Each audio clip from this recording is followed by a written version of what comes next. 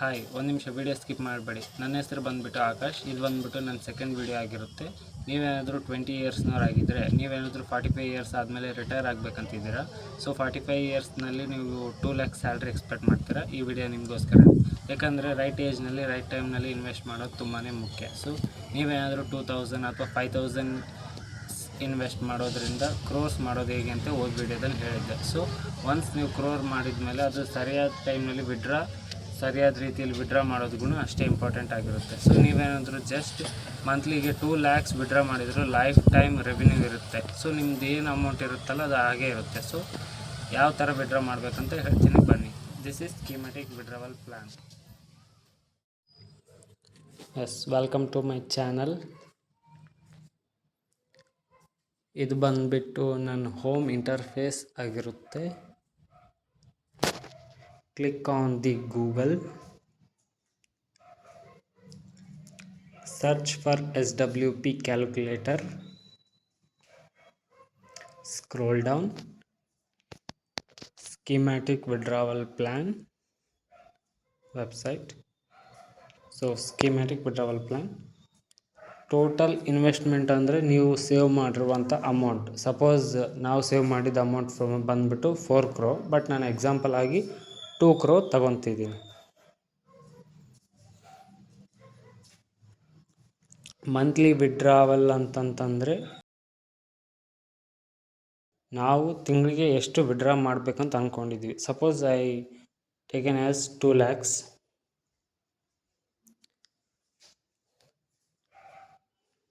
Expected rate of return ಅಂದರೆ ನಾವು save ಮಾಡಿರುವಂಥ 2 crore ಎಷ್ಟು % ಬಡ್ಡಿ ಬೀಳುತ್ತೆ ವರ್ಷಕ್ಕೆ ಅನ್ನೋದು. Suppose I taken as 12%.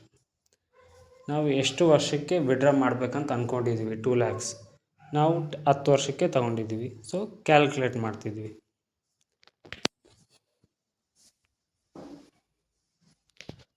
So ನಾವು 10 ವರ್ಷಕ್ಕೆ ವಿಡ್ರಾ ಮಾಡಿರೋದು ಬಂದ್ಬಿಟ್ಟು 2 crore 40 lakhs, ಬಟ್ ನಾವು ಸೇವ್ ಮಾಡಿದ ಅಮೌಂಟ್ ಬಂದುಬಿಟ್ಟು ಓನ್ಲಿ 2 crores.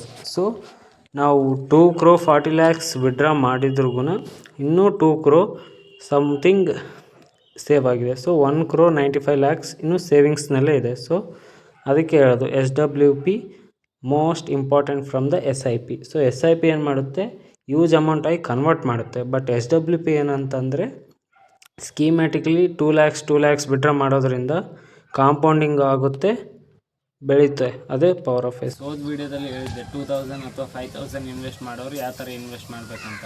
ಇದು ಬಂದುಬಿಟ್ಟು ಲಮ್ಸಮ್ ಅಮೌಂಟ್ ಅಂತ. ಸೊ ಸ್ಕೀಮ್ಯಾಟಿಕ್ ಇನ್ವೆಸ್ಟ್ಮೆಂಟ್ ಪ್ಲ್ಯಾನ್ ಬೇರೆ, ಲಮ್ಸಮ್ ಅಮೌಂಟ್ ಬೇರೆ.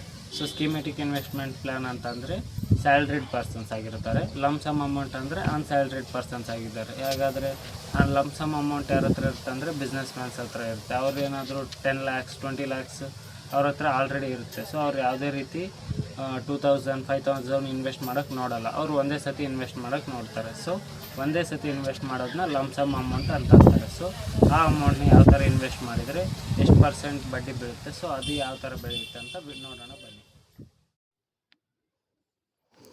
ಗೋ to Google interface, search for SIP calculator.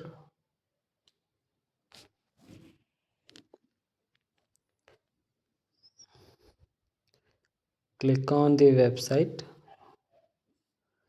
Lump sum ಅಂತ ಸೆಲೆಕ್ಟ್ ಮಾಡ್ಕೊಳ್ಳಿ.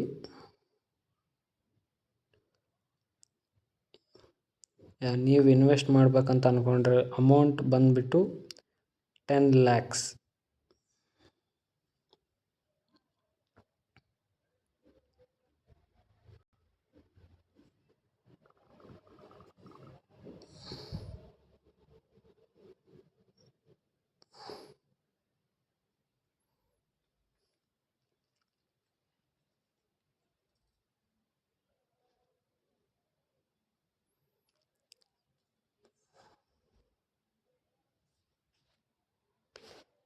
ಎಕ್ಸ್ಪೆಕ್ಟೆಡ್ ರೇಟ್ ಆಫ್ ರಿಟರ್ನ್ ಬಂದುಬಿಟ್ಟು 12%.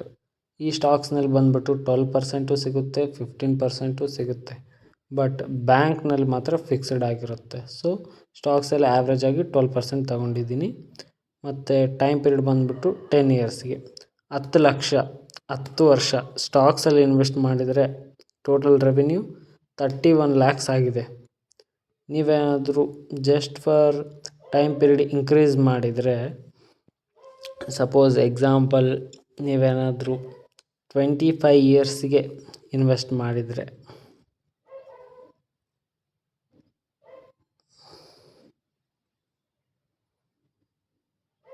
ಅದು ಬಂದುಬಿಟ್ಟು 1,70 ಲ್ಯಾಕ್ ಆಗಿದೆ.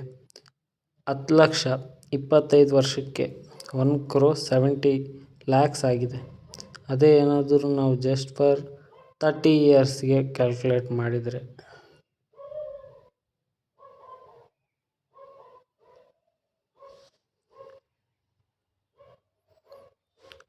Nearly something 3 crore. 10 ಲಕ್ಷ 30 ವರ್ಷ ಒಂದೇ ಜಾಗದಲ್ಲಿ ಸ್ಟಾಕ್ಸ್ ಎಲ್ಲ ಹಾಕಿದರೆ 3 ಕೋಟಿ ಆಗಿದೆ. ಅದೇ 12% CAGR. ಇದು ಸ್ಟಾಕ್ಸಿಗಿರೋ ಪವರ್. ನೆಕ್ಸ್ಟ್ ಹೇಳ್ತೀನಿ.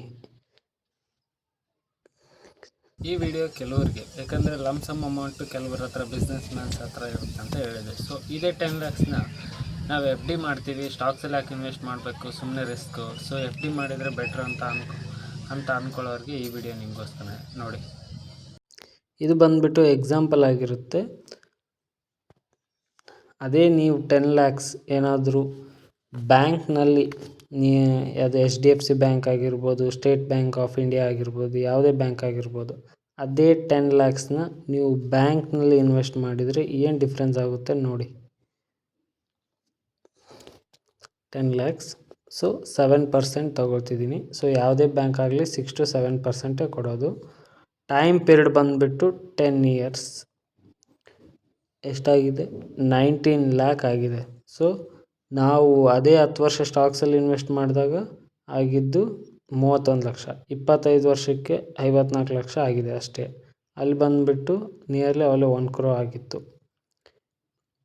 ನಾವು 30 ಇಯರ್ಸಿಗೆ ಹೋದಾಗೆ 76 ಲ್ಯಾಕ್ಸ್ ಆಗಿದೆ. ಬಟ್ ಅದೇ 30 ಇಯರ್ಸ್ಗೆ ನಾವು ಸ್ಟಾಕ್ಸಲ್ಲಿ ಅಲ್ಲಿ ಆಲ್ರೆಡಿ 3 crore ಮೀಟ್ ಆಗಿದ್ದು. ಇವಾಗ ಗೊತ್ತಾಯ್ತಾ ಸ್ಟಾಕ್ಸ್ನಲ್ಲಿ ಇನ್ವೆಸ್ಟ್ ಮಾಡೋದಕ್ಕೂ FDಯಲ್ಲಿ ಇನ್ವೆಸ್ಟ್ ಮಾಡೋದು, ಸೇವ್ ಮಾಡೋದಕ್ಕೂ ಏನು ಡಿಫ್ರೆನ್ಸ್ ಅಂತ.